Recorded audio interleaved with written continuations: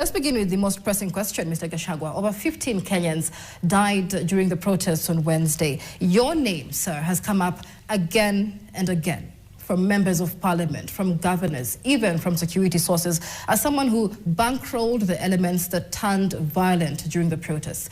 Did you fund the protest, Mr. Gachagua? First and foremost, let me take this opportunity to send my condolences to the families of the 15 young people who are shot by police.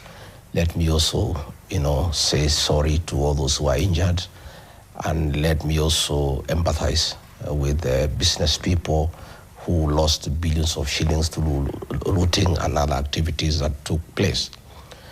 Michelle, I don't have an answer to such a question because it is totally misinformed, and government people want to run away from the truth. And this government continues to sink in more trouble because of burying their head in the sand. Anytime Kenyans have expressed themselves about their dissatisfaction with the way the country is being run, the way the country is being governed, it is said that those people have been financed, they have been mobilized, they have been incited, and therefore they will never address the real problem. What happened on Wednesday, Michelle, was the first anniversary of the Gen Z massacre of 2024 that was presided over by William Ruto and executed by Kithure Kindiki. And you know for sure how many people died after very serious abductions and extrajudicial killings.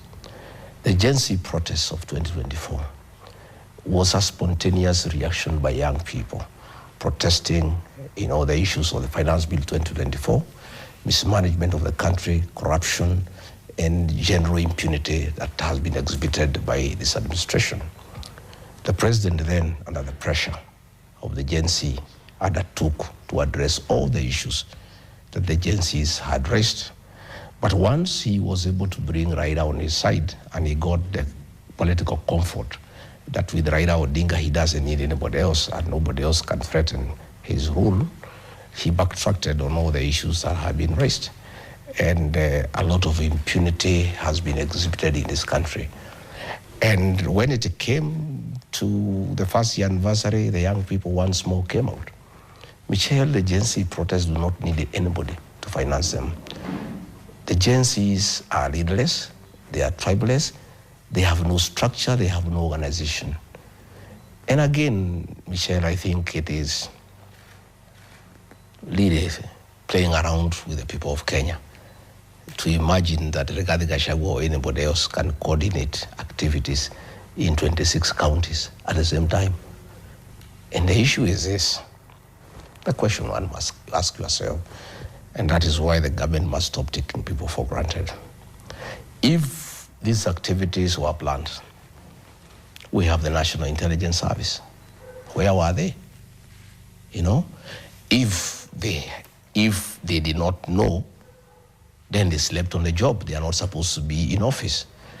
If they knew and did nothing about it, again, they are guilty of failing to stop anarchy and violence. But from where I sit, Michelle, the protests were very peaceful. The Gen Zs were not violent. They had water, they had smartphones. The violence was brought about by infiltration by goons who looted shops, escorted by police. You have seen videos all over, thugs creating mayhem as police watch. You have seen videos, some thugs arriving in police vehicles, So, and as we speak today, many protesters were arrested, others were killed. Not a single goon was shot or arrested. As we speak, this happened on Wednesday. Today is Friday. All the people who looted shops, videos are there, the images are clear.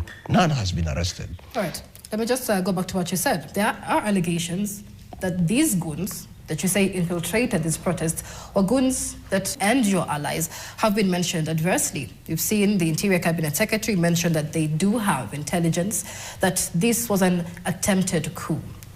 We've seen calls for your arrest following that statement, Mr. I don't know how fragile this government is. that a CS Interior is walking in the streets of Nairobi in the morning, and you are saying that was an attempted coup. If they had intelligence that goons had been paid by Rigathi, Gachagua or anybody else, why didn't they arrest these goons? If these were my goons, I want to tell you, Michelle, today they would have been shot dead. They would be in custody. Why, if they had intelligence that Rigathi, Gachagua or anybody else for that matter had paid goons to come and cause chaos in Nairobi, why didn't they act on that intelligence? Why did they supervise the goons wreaking havoc in the streets of Nairobi? How did they allow goons to go to a police station unarmed and take over a police station? And they had the intelligence. I think the CS Interior must respect the people of Kenya. People are not that stupid, you know? It is very evident that in Nairobi, the real goons came after 6 p.m. and downtown, River Road, Nyamakema, Taveta Road, Lithuri Avenue. The havoc, the looting was done in darkness under police supervision. Why were these guns not shot? Why were these thugs not shot? Why were they not arrested? And if anybody had funded them, the first evidence would have been to arrest those people, and then they can give information as to who had funded them. Right. Why would a government let goons create mayhem under their supervision, under their very eyes, for a whole day, for the whole night without taking any action?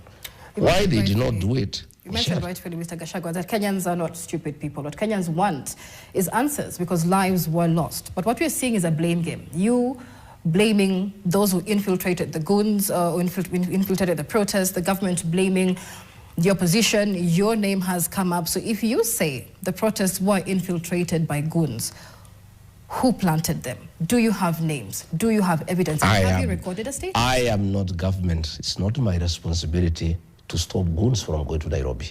It is not my responsibility to arrest goons. That is the responsibility of government. These are people who are paid by taxpayers to make sure that they protect life and property. It is not the work of Rigathi Gachagua to go to the streets of Nairobi and protect life and property. I don't have such capacity. That is the work of the government. And they cannot shift blame and start saying, no, these goons were organized by so and so. Why did you allow them to terrorize Kenyans? Why did you allow them to loot property? What have you done since they did that? You know, even as you are looking for whoever could have sent them, why didn't you deal with them on the spot? Because you have seen videos, Michelle. Goons raiding supermarkets as police watch.